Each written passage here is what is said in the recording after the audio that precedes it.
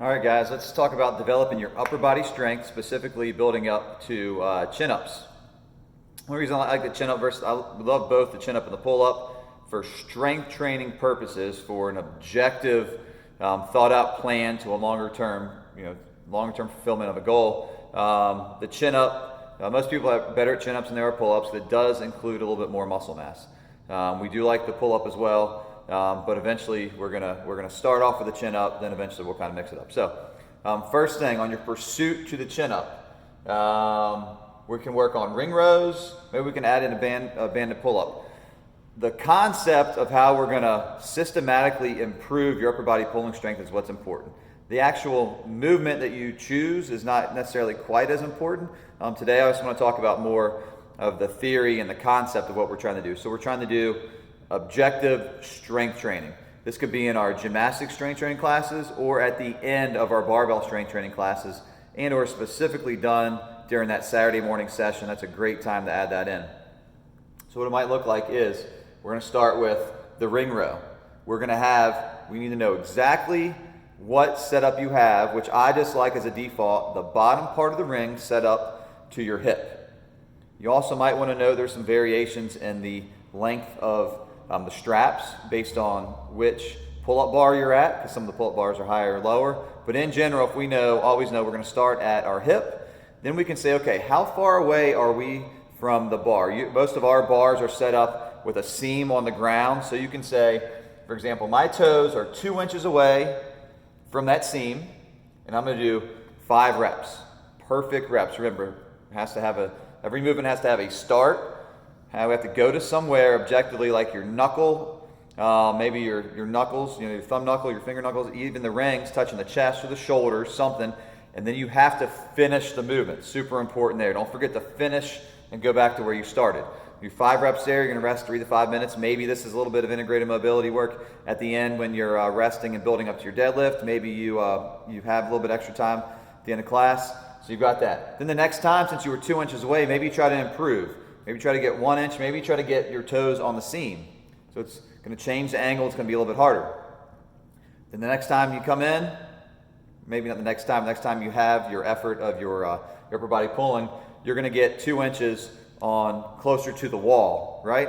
You're going to just understand, we're just trying to have nice, easy, kind of linear periodization.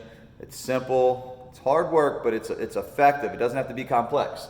Could use the same thing with a banded pull-up, a banded chin-up. I don't like bands in workouts. I like bands for the sake of that they're measurable. It's a little bit more objective than the ring row. This is incredible progression that I've written right here. So this is over, let me adjust this. It's over maybe the course of months, where you start off with the green band for your chin-up. Some of the setup of the chin-up I don't like because your feet can get further out in front. And it doesn't necessarily it's not exactly the same as a chin-up, but if you do it correctly and stay hollow and keep your feet down below you instead of letting them creep out in front of you, then you can do 5 reps, 3 sets with the green band. Once you're able to progress up to the blue, then the red, you're just giving yourself less assistance. Another example would be and that's what I have like day A. That's like your day A. You can alternate day A, day B. Your day B day can be something like negatives. Now negatives, you don't want to do all the time. Negatives have this big eccentric contraction, great where you can get the shoulder blades back and down, nice good scapular retraction, but they should cause a good amount of muscle soreness. So you're probably not going to want to do these more than about once a week, but you could do 5 reps of the negative for 3, do that and then rest, then do a second set, then do a third set. The way you're going to objectively qualify this is you're going to start with like a 3-second negative, right? You can barely hold on, then 4, then 5. Upwards of 15 seconds, right? I don't think you need to do any more than, if you get 5 reps, 15-second lowering for 3 sets, you more than likely are able to do, a couple of strict chin-ups.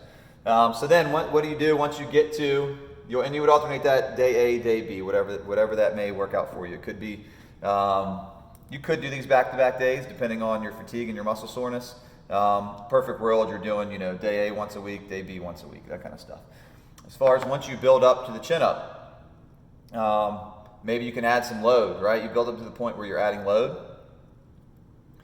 15 pounds, and if you're working with 15 pounds, anything under 25 pounds, if you're working with 30 pounds or above, then you need to break out the dip belt, pull-up belt. You don't need a belt when you're working with a 15-pound dumbbell. You put your 15-pound dumbbell between your feet, between your legs. That's going to actually help. It's not just for convenience or because I'm trying to like mess with you. I want to establish that good hollow body position, right? So you got a dumbbell, 25 pounds or lighter. Use a dumbbell put between your feet.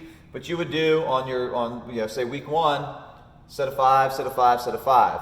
And the next time you come in, you're going to increase the load to 20 pounds, 5, 5, 5. You're going to keep increasing the load until you get to the point where you've increased the load and you cannot get all 3 sets for 5 reps.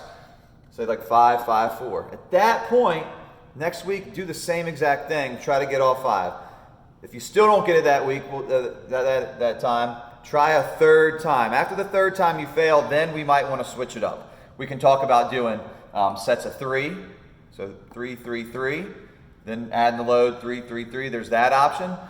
We could go back to 25 pounds and reset. Maybe it's just an accumulated fatigue. That's going to be an individual conversation with your coach. If you have any questions about that, talk to me. Then on your B day, we're going to go for reps. Great to alternate this. Once a week, go for high reps. Say you start off with 7, 7, 7, 8, 8, 8, 9, 9. Didn't quite get that 9th one. Only got 8 or 7. Try it again. Third time, if you don't get it and you fail, then we might switch some things up. Some of those might look like changing the stimulus. We might go back to a ring row, right?